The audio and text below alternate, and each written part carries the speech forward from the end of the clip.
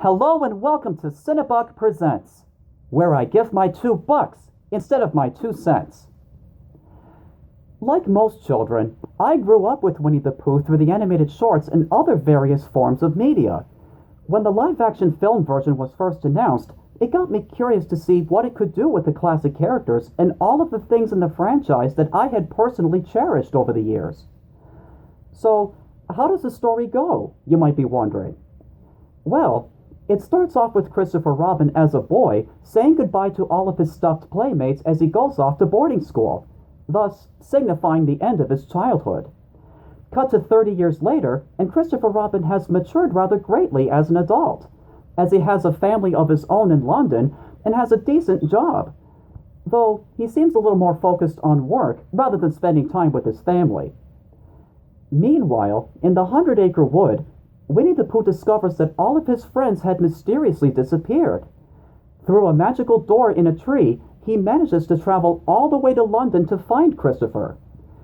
When the two reunite, Christopher is at first reluctant about wanting to help Pooh find his missing friends, but he eventually goes along with it and has a rather interesting adventure, rediscovering both his childhood and the joys of life.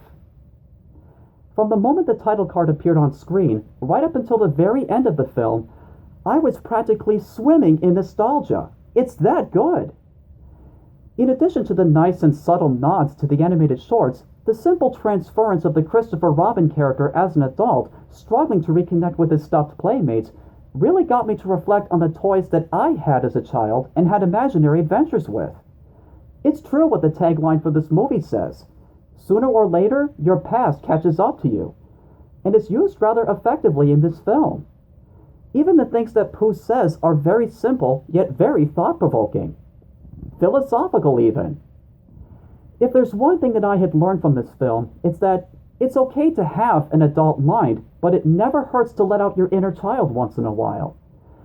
This is a humble and quaint little film that will delightfully warm the heart of every child and adult who see it. It's worth taking the trip down memory lane and into the 100-Acre Wood. For my rating, I give this movie on a scale between 1 and 10, an 8.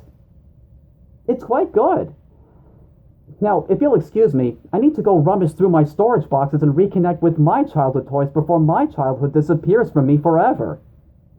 This is Renton Whitetail having given his $2 and signing off. See you next time, and take care.